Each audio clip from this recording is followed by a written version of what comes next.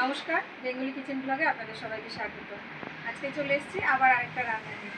দেখুন নিয়ে এসেছি একদম কচি কচি কুমড়োর ডগা। আজকে এই কুমড়োর ডগাই রান্না করব। আশা করব আপনাদের ভালো লাগবে, আর অনুরোধ করব প্রথম থেকে শেষ পর্যন্ত আমার সাথে থাকার জন্য।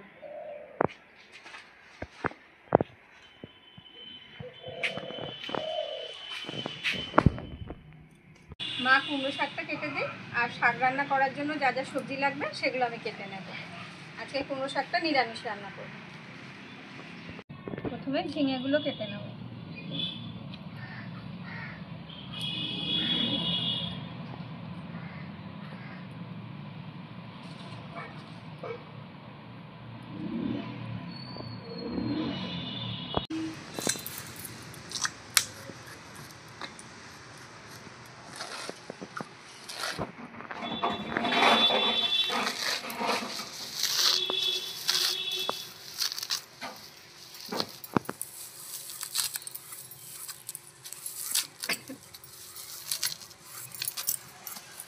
ঝিঙেটা কেটে ধুয়ে তুলে নিয়েছি।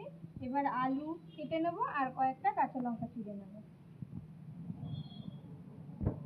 আমার শাক সবজিগুলো সব কাটা হয়ে গেছে। মা এবার উনুনটা ধরিয়ে দিই, আর আমি শাকটা ধুয়ে নিয়ে আসি।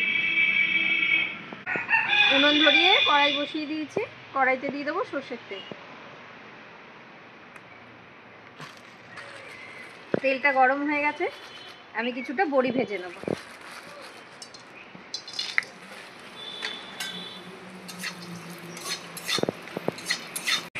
বড়িটা ভাজা হয়ে গেছে, ভাজা বড়িগুলো তুলে নেব।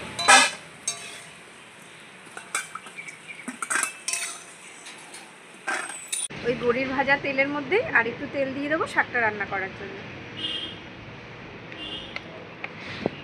তেলের মধ্যে দিয়ে দেবো ফোড়নে কয়েকটা কালো জিরে আর একটা শুকনো লঙ্কা।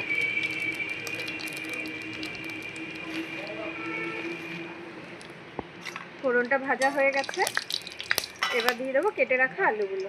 আলুগুলো একটু ভেজে নেবো আগে।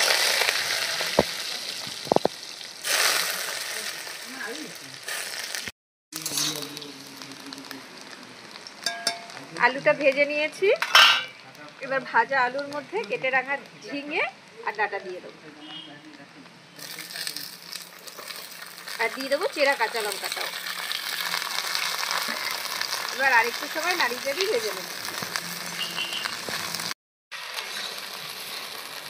একটু নাড়িয়ে চাড়িয়ে নিয়েছি, নিয়ে ভেজে নিয়ে এবার দিয়ে দেবো।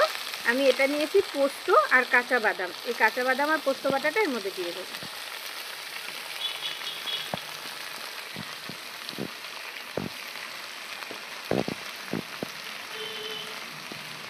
এর মধ্যেই দিয়ে দেবো স্বাদ অনুযায়ী লবণ।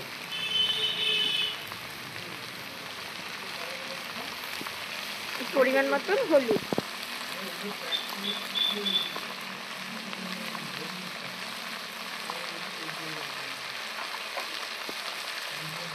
অল্প সামান্য জল দিয়ে কষিয়ে নেব।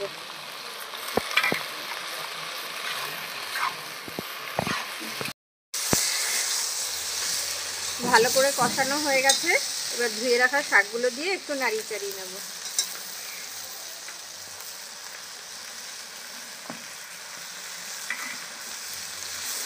শাকটা ভালো করে মিশিয়ে নিয়ে অল্প পরিমাণ জল দিয়ে ঢেকে দেবো।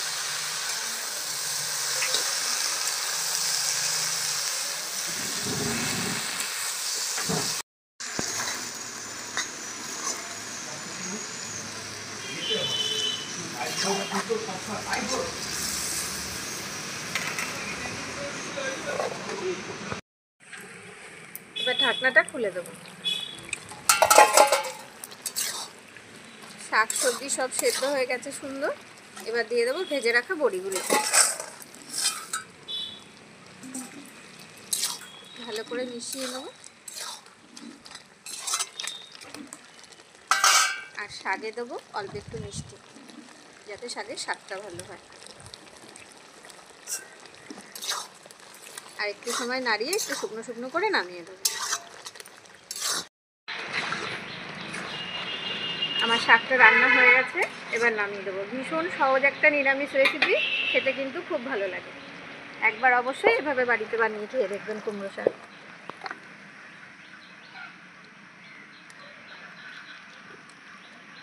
আমার সম্পূর্ণ তৈরি নিরামিষ কুমড়ো শাক। কেমন লাগলো অবশ্যই কমেন্টে জানাবেন, ভালো লাগলে লাইক করবেন, শেয়ার করবেন। আরও নিত্য নতুন রান্না দেখার জন্য আমাদের চ্যানেলটিকে সাবস্ক্রাইব করে আমাদের পাশে থাকবেন। দেখা হচ্ছে নতুন কোনো রান্না নিয়ে। নমস্কার।